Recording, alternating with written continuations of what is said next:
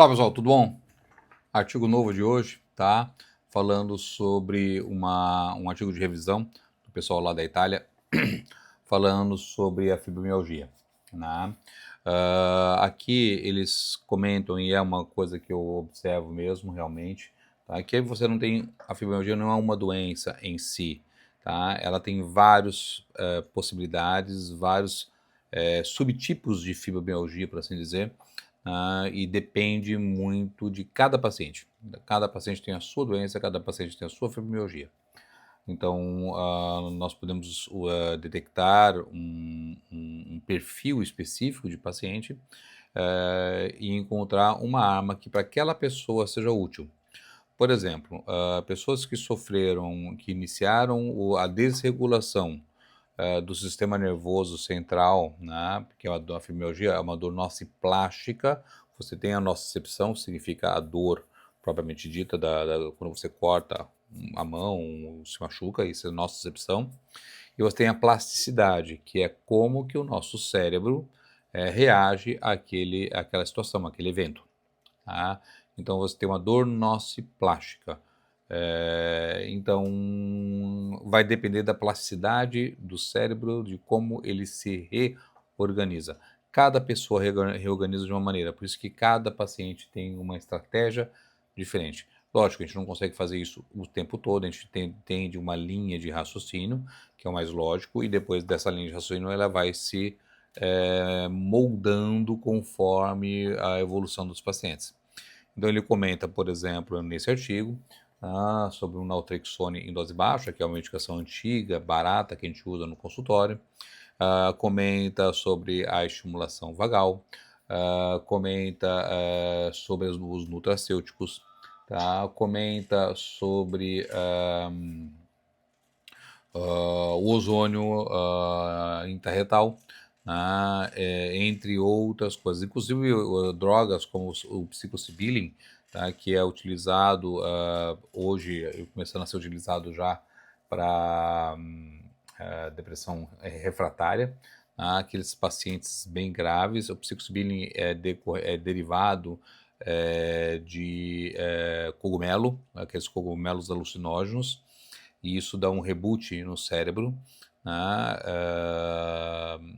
e outras estratégias que ele avalia. Então, tem muito mais coisa, na minha opinião, que o próprio artigo comenta. Eu observo bastante a questão da região cervical como um dos principais eventos causadores de fibromialgia, porque a região suboccipital ela é bastante sensível para o sistema nervoso, porque é por ali que passa toda a comunicação do cérebro com o próprio corpo. Então, é um artigo interessante e que abre muito mais o leque de observações. Da mesma forma que quem já viu os artigos anteriores, eu falo sobre a analogia entre o sistema de controle de dor do nosso corpo e o sistema de abastecimento de água de uma casa. Tá? Então, o nosso grande mestre Jesus Cristo já usava as analogias para explicar coisas complexas, tanto do ponto de vista espiritual quanto do ponto de vista moral, utilizando analogias, parábolas. E isso funciona muito bem há muitos milhares de anos. Então, fazer essa analogia entre os mecanismos de controle de dor do cérebro, tá, e os mecanismos da caixa d'água, você fica mais fácil de explicar uma tamanha complexidade. Por exemplo, quando você simplesmente fala que você está abrindo o registro da caixa d'água, você não tem que explicar mais para a pessoa que você tem que estar dando o magnésio, que é fundamental para bloquear uma molécula de dor crônica chamada NMDA. Esse mesmo magnésio ele é importante para fazer a junção e produção de ATP. ATP é uma substância química que a gente usa para tudo, tá? Que é uma energia acumulada. Então a gente usa ATP para os nossos neurônios funcionarem, para os nossos músculos funcionarem, para o nosso cérebro funcionar, para respirar, para manter temperatura, para tudo. Tá? Então, e é o magnésio que faz isso. Nós precisamos, por exemplo, da vitamina D, nós precisamos, por exemplo, do metilfolato, da vitamina B12, mas você não consegue explicar todos esses porquês numa consulta de 1 hora. É muito difícil. Então, você simplesmente fala que abriu a caixa d'água, abriu o registro. Tá? E aí fica muito mais fácil a pessoa entender o raciocínio. E esse artigo ele vai de encontro a esta minha forma de ver a fibromialgia, que tem dado certo há bastante tempo. Tá? A gente consegue alcançar qualidades de vida muito boas, a gente mensura a qualidade de vida dos pacientes pela escala de qualidade de vida da OMS, tá? A Organização Mundial de Saúde, pela escala de fadiga e pela escala de depressão de Beck. Tá? Então, e algometria digital. Então a gente consegue ver que realmente quando você entra de uma maneira assertiva para aquela pessoa, tá, daquele jeito, tá, funciona. Por isso que os trabalhos científicos são muito difíceis de você avaliar, porque cada pessoa é de um jeito. O trabalho científico ele tenta responder uma pergunta, só que a gente sabe, tá, que a gente não é feito de uma pergunta só.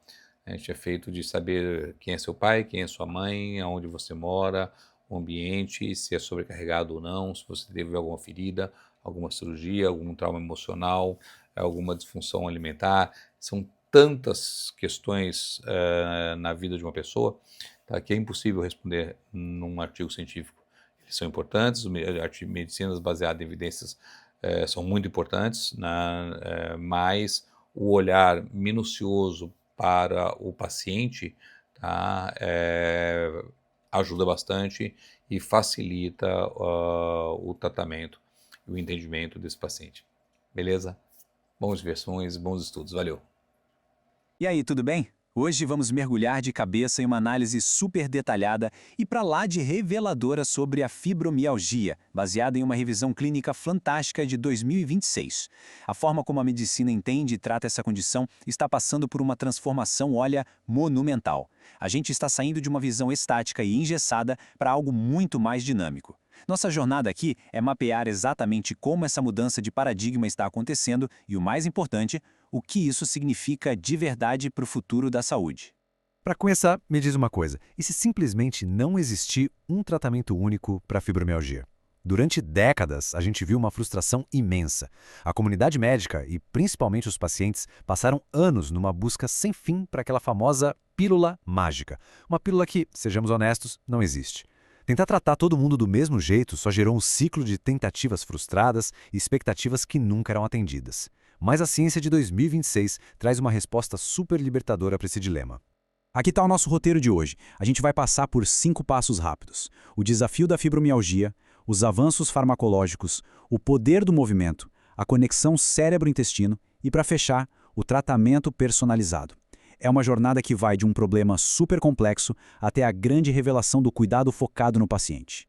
Beleza, vamos direto para a seção 1. O desafio da fibromialgia e por que a gente precisa urgente e além daquela abordagem genérica. Para entender o tamanho do desafio de tratar essa síndrome, que hoje a gente entende como uma condição de dor nociplástica, dá só uma olhada nesse número, 30 a 50%. Sabe o que significa? Que hoje as terapias convencionais só conseguem reduzir a dor de forma significativa para 30 a 50% dos pacientes. Pois é, mais da metade das pessoas não encontram alívio de verdade com os métodos tradicionais. Então, o ponto aqui é claríssimo. Inovar não é um luxo, é uma necessidade absoluta. Imagina tentar vestir todo mundo com uma camiseta de tamanho único. É bem isso que a visão antiga tentava fazer, tratando a fibromialgia como uma doença periférica com um tratamento genérico. Simplesmente não serve para a maioria. Agora, a visão de 2026 muda o jogo. Ela entende a fibromialgia como uma dor nociplástica, que exige um tratamento focado nos mecanismos da dor.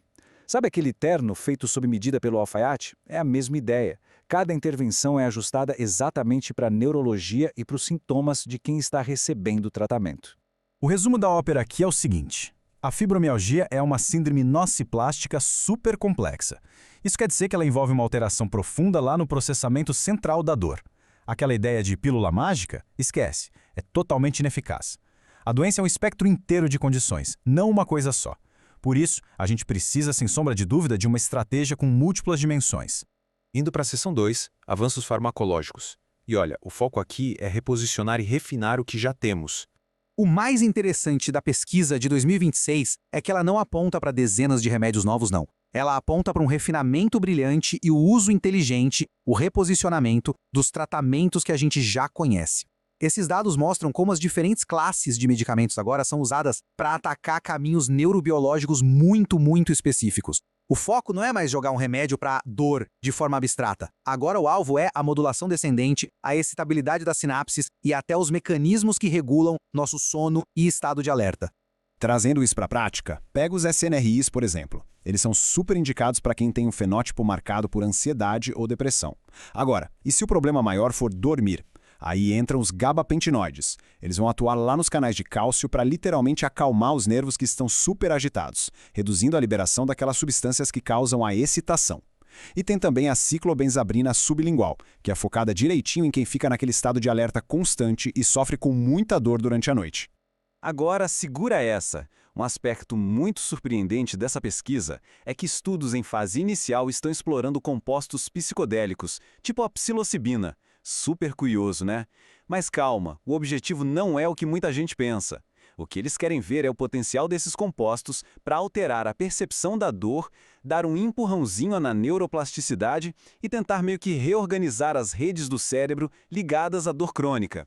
É um campo que ainda está engatinhando, mas é fascinante de acompanhar.